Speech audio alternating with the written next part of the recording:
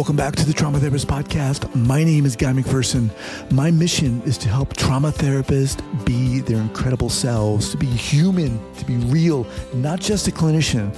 I'm a big believer in who we are is more important than what we know, and this requires cultivating authenticity, genuineness, and vulnerability, and that requires intention. You can learn more about my courses and workshops by going to thetraumatherapistproject.com. That's thetraumatherapistproject.com. Let's get started. So 5, 4, 3, 2, and 1. All right, folks, welcome back to the podcast. Very excited to have my guests today, Julie and Samuel Richards, mother and son, co-hosts of the Community Roots podcast. Welcome to the podcast. Yes, thanks so much for having us. Excited to be here, Guy. We've chatted before. I'm glad we can do that, in a postable sense. Yeah. Julie, welcome. Yes, thank you so much for having us. We're excited to be here. All right. So Julie is a passionate learner and teacher focusing on empowering clients with deeper understanding to live a vibrant and fulfilling life with meaningful interpersonal relationships. As an adoptive parent who's familiar with adoption trauma, grief, and loss, Julie is able to empathically come alongside adoptive families and adoptees with steadfast support and compassionate care. Her heart was moved for adoption in 2004, and she's been leading mission teams to China to serve in orphan care ever since. Her son, Samuel, is co-host of the podcast, an advocate for mental health, and the IT brains behind the podcast, Samuel? Yeah. Can you say that?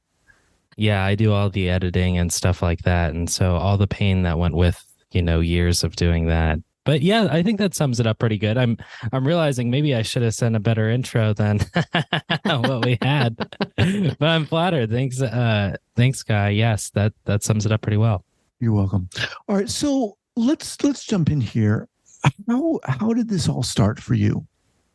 How did the podcast start for you? We're going to be talking about the podcast, and maybe even let's take a step beyond that and go back a little further. Start with you, Julie. How did this interest start for you? This passion start for you? Definitely a passion for mental health came out of a lot of well-meaning household that I was raised in, but didn't really have any context for mental health, healthy relationships, anything like that. And so I have been on a journey for decades for my own healing and growth. And that process changed my life.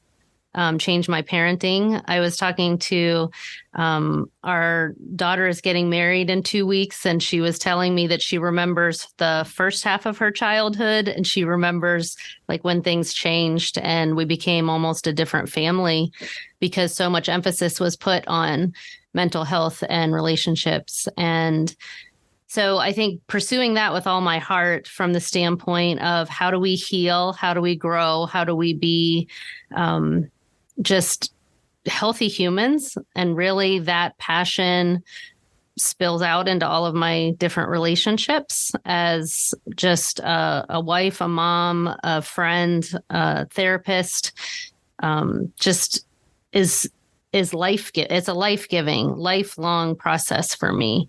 And so as far as where that kind of joined the road with the podcast, Samuel's the firstborn, and we have often had really deep conversations that have been really close, connected, meaningful.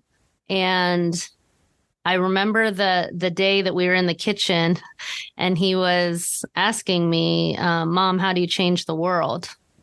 And I said, I think you get healthy and you have healthy relationships and healthy workplaces. And from that place, you're going to be a world changer. And he said, great, let's do a podcast. So is that how you remember it too, Samuel? Or is there any part of that story you would add? I would say my memory is a little different when I think I was at work at the time. And I mean, at the time I was still figuring out my career. And so I was able to have headphones on at work. And Yeah, we were just talking for like hours and we were like, we should just record this. And so, at the time we ended up hooking up together with the local radio station that was here. We just put two microphones and started recording it. And I'll admit, I was trying to get mom to start her own business at that point. So it was a double win-win. Yeah, I was not to yet get the in name private out there. practice. Yeah, I was not yet in private practice. And so Samuel has always been a great encouragement to me, and just, Mom, I think you could go out and do private practice and we can find you an office and all this kind of stuff. He's really been a big encourager and influence for me. And I think the podcast also kind of was a good context for that, of like, okay, we could reach people in this way and offer. I know one of our passions is that it is offering something that is accessible to people. It's free. Obviously, there's some level of privilege that people have internet connection or they have a phone, and that there is that dynamic to it, but it's also easily accessible and widespread, and, people and listeners in different countries and, getting connected in that way. So it's been a great reach, to be able to be an encouragement to other people. I want to kind of get more in depth into the podcast, but before we do, where are you guys located? We're in Columbus, Ohio. Columbus, Ohio. Okay. So, Julie, you said, when you were talking about your daughter, she said that she could identify like the early part and then the latter part of her life, and when things shifted. And you said it was when you started focusing on mental health in the family. Say more about that. I was raised in a family that was conservative Christian and have a faith that started in my childhood, and that's always been important to me. But the only coping skill that I had was to do a Bible study. And so I did that for my teens and 20s, and about in my mid 30s, I realized there's a whole lot going on that this isn't touching, that I needed to go deeper. I needed to be able to kind of face some really hard realities that our family was going through. And I needed to kind of focus in more on doing some trauma work. And so that was life-changing. I think, I'm still a person of faith, and that's important to me, but I have definitely seen a whole lot of pain in my own story, but also in the people that I am able to accompany in their healing journey. And it just gives me a desire to create safe spaces for people to heal and to grow and to really be just authentic humans. Like, there's no sense, I can't tolerate the idea of a pedestal, that anybody would say, oh, they're so amazing and perfect and all of that. It's like, that's not realistic. And that's not something that I would ever want. And it's not something that really promotes healing or growth in each other. And so I think if you would ask any of our family members, I am guessing, and Samuel, you get to say whatever you want to about it, but I feel like the six of us in particular have been through a lot. Mm-hmm. And we have been, I think, learning as a family how to allow each person to authentically find what they are passionate about and what is important to them, and that we come alongside that and we support that and we learn, we get stretched outside of our comfort zone. I know I have certainly been challenged in so many ways, but it's been so worthwhile, and it has taken us so much deeper. And I think we're learning together how to have healthy relationships and how to care for each other and how to have hard conversations or hurt together or heal together. And that's something that I really didn't ever have growing up. I think I always wanted it. I always needed it. And I think it's getting to that place in my life where that priority kept me alive, but then I can pass that down to the next generation, and we can all kind of find our way together, whatever that might look like. Sorry to cut you off there, Samuel. As you're hearing your mom talk, what's coming up for you? What's your response? Well, I can remember a lot of that like shift. You know what I would say that is awesome about mom is she went back to school, in your 40s. I don't remember I was what year. 42. Yeah. Awesome. I think 41 turning 42, but yeah. And I think it came from a place of, empowerment of a place of, hey, I was impacted by this field and I want to impact others with this field. And so for me, I mean, I've been able to kind of see, lifelong education in that way. And even, it's been cool recently, like my brother going back to school and stuff like that. So it's something that, we see a couple places. But yeah, our family has been through a lot. I think in a lot of ways we are, trying to live with these new models of dealing with dealing like with emotions, dealing with like a complex family situations. We have a variety of beliefs in our house. We have different ways of eating food. Like with 4 kids, there's a lot of variety. There's a lot of stuff going on. And so, it's been interesting. It's one of those, whenever I was in college, this is a wild story, but whenever I was in college, I remember thinking I'm excited to have Friendsgiving and be surrounded by friends whenever I have Thanksgiving dinner. And it actually happened to me 3 years later where I was around all my friends. And, when I was sitting in this moment, realizing this is what I wanted, I looked around and I was like, this is so much different than I realized it would be. I mean, it isn't any less.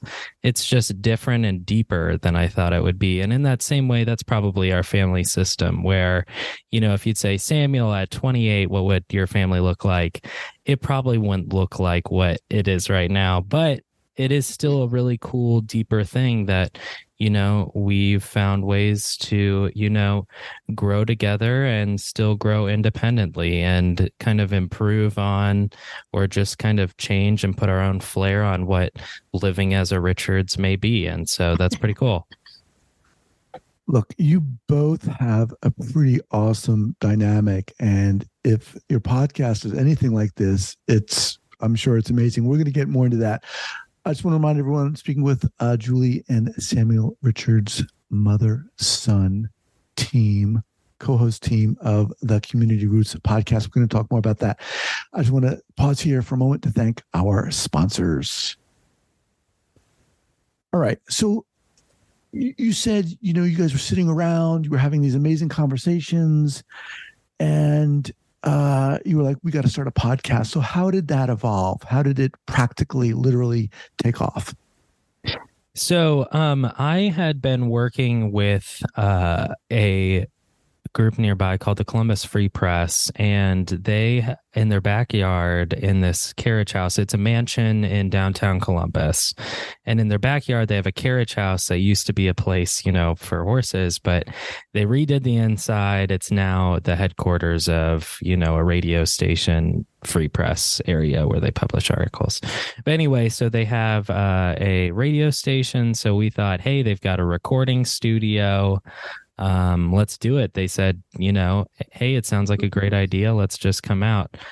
I don't know, Mom, if you have any spaces there to bring. I was going to bring out that we started in the summer of probably 2019, and you weren't able to run the air conditioner at the same time that you were recording because it was too loud. Oh boy. Yeah. And so there was one point that we were all recording, and one person was talking and the other people were fanning themselves and like opening the door, open and close, just to get some airflow. And we had to stop recording because Mom was laughing too hard. But it kind of started in that way. There was a time that we recorded a couple episodes, and we lost the recording, or audio was messed up. And so early kind of struggles of just, well, we're really going to learn about this topic. I guess we were talking about it a couple times. So it kind of had that bumpy start, but we started on the radio, WGRN. And then we also kind of were talking about how do we launch into, the online podcast kind of world. And so we looked at iTunes first, kind of launched the first 5. Actually, our first probably 20 episodes still have the WGRN qualifiers in it. It's straight from the radio, so you'll hear all the stuff. But let me just jump in here for a second. So what was the original goal or hope of the podcast? Do you want to take this, Mom, or do you want me to keep talking? Go ahead. I'll add. Go ahead. I like hearing your sure. voice. So it came from a place of one. I had recently moved to Columbus from Pittsburgh and was working on my mental health. So it was one of those, I had been actively working on it for about a year. Mom was a therapist, and so it was a shared interest we had. The second thing was kind of what Mom touched on a little bit, which was how do we impact people in a way that they can have accessible, free mental health services, basically. Our first 3 episodes were a quick how-to guide of crisis, how to deal with being in the moment of crisis. Our goal was, if someone would come to you and say, hey, I've just lost my housing, or, my friend just died, whatever we wanted to kind of create those core 3. And so you can still listen to them. I think that they're actually edited into one episode now. But, since then, it's kind of moved and evolved into areas where we have talked to a lot of folks, particularly inspired by like Pia Melody's strain of like therapy and stuff. But during the George Floyd protests, we had talks with therapists who are working with activists. Like it's kind of grown to be more of this, still a free mental health resource, but I think that we've talked about some serious trauma stuff, and we've also talked about local Columbus events that are, affecting all of us. So it's kind of been, a community root.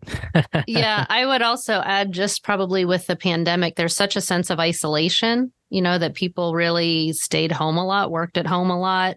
And I think what we've really worked to develop is a sense of community and undoing some of the aloneness so that they could find some welcome and relationship and familiarity of getting to know us a little bit. Our episodes are really very, I think, relational. Like we laugh, we talk about deep things, we talk about hard things, but then we're also just very real and, conversational. So it would sound just like you're joining us for a cup of coffee or spending time together. And so I think having that sense of someone familiar, something that people can feel included in, welcomed in, is an important piece of it. It's an important part of the story to say that we don't have to be isolated. We don't have to be alone. This is a way to get to know some people that, we're reaching out with support and hope and light and encouragement and real authenticity, that life is hard and not just silver lining kind of stuff. And so hopefully that's a big part. Yeah, there were a couple episodes where we sat down after, a tough week that we had all had independently and just come and been, actually, so we had been to one of your conferences, Guy, where you had, talked about some benefits of doing some podcast things one way or another. And so we talked and we were just authentic, hey, it's been a hard week. And so there's a level of authenticity that we've also tried to keep where it's just, we're all living life. We're not perfect. We've talked about some of our own struggles. We have this cool segment called Trail Mix where we go through, and what I call it is basically group therapy for me and one of our co-hosts, Sarah Wakefield, who's great. And Mom basically comes out with these questions and we kind of pull away, different perspectives on the questions, as well as, I've noticed even with me and Sarah, some questions impact us more than others. So I might just phone in one answer and then give a real honest answer for another because it's, gotten me on a base level. I want to go back to that, Samuel. So, but before I do, I just want to name the relationship between you two is pretty amazing. I mean, I think to be able to have a son, Julie, that you're able to communicate on this level about this stuff is really inspiring. As a father myself, I would hope that I could do that at some point with my son. But how has it been for you? And then I want to ask you, Samuel, to do that, because it's a huge deal here. We're not, it's very different, right? Not every podcast has a mother and son, and let alone talking about these topics. What's it like for you? For me, it is really huge. It is really enormous because my family of origin is not so connected, and I don't resonate on that same deep level. And so I've tried to lean into that more in our family now, and the next generation. I think it's also hard in a way that I can't guarantee that my kids feel the same way that I do about them. And so for all I know, Samuel's got all kinds of thoughts of, well, here are the things I wish were different. And here's what has, he'll change for the next generation or whatever. And so I really respect that. I really, as a mom, I have a huge heart for my kids. I absolutely, truly adore them. Like I feel very like a lot of joy. I've certainly felt stretched beyond my capacity at times because it's hard to parent.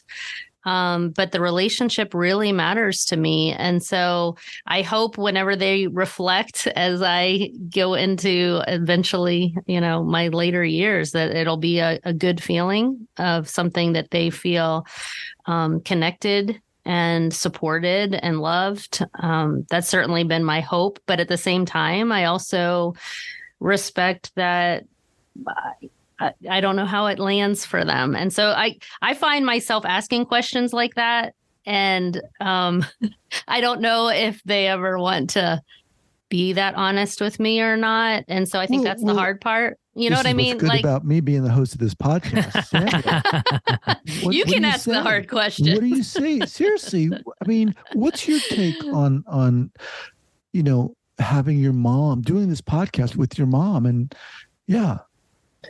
I mean, well, so there's like two parts to it. The first part is definitely, I talk to a lot of folks who haven't had the opportunity to, have that connection either with their parents or with their kids. And so I try to enjoy the moments. Like, we have inside jokes. We come up with little catchphrases like "feed your inner plant." And so it's fun. It's, we tease mom for not knowing any sort of, reference that other people would make. And so pop culture reference or something. And so it's kind of like a fun energy where, I learn a lot, I'm able to be with mom, the other side is it gets to a point of, we've been doing it for 4 years. And so I think that there are two results of that. And I don't know if we've talked about this, but one is we have to post every week. And so when work gets busy, I feel really bad if I miss a posting.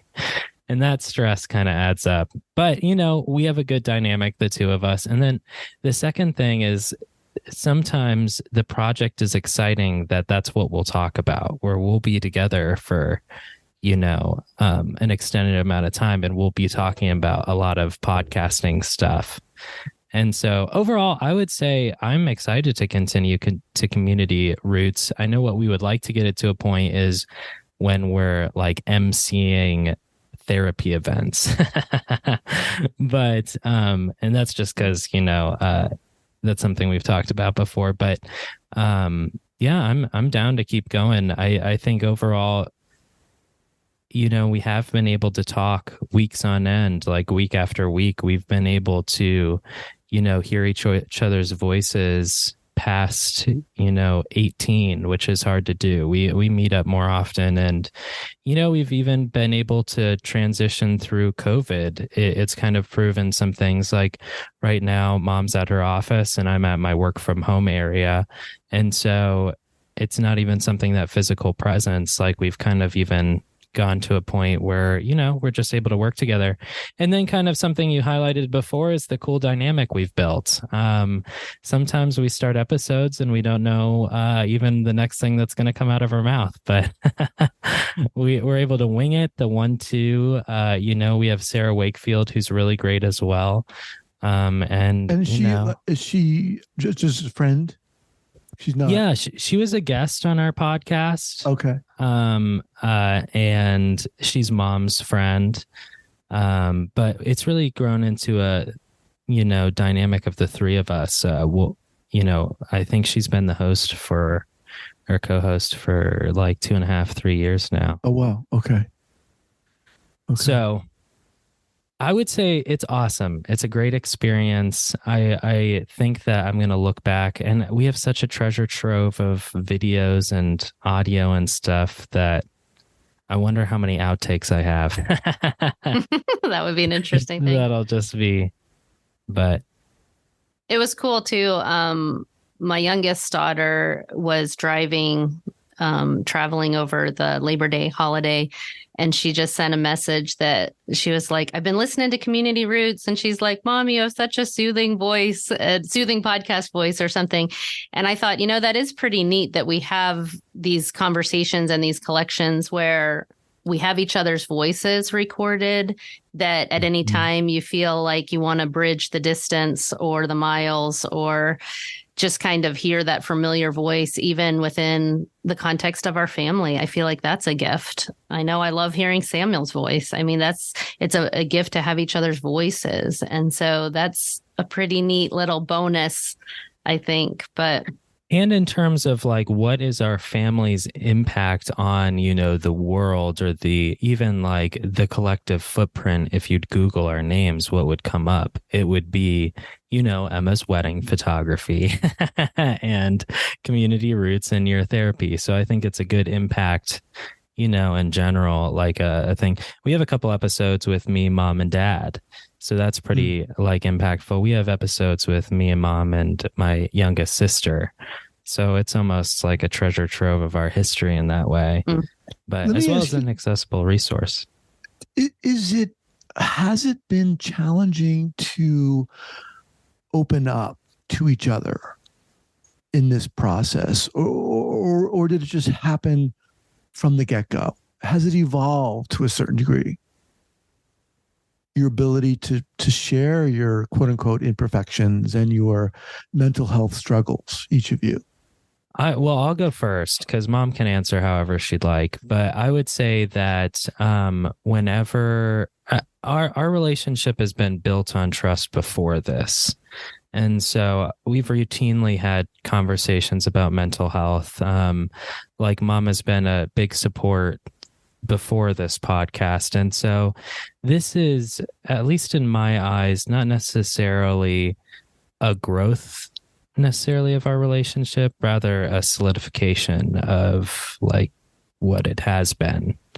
And I think for me, there is some sort of chemistry that happens in our conversations that is just so Samuel could ask me anything and I would be happy to lean in and to just give him my true heart and my honesty and my struggle. And in a way that's kind of challenging as a parent, because you don't want them to think like, oh, you're struggling so much. Are you even, capable of being in that role or something?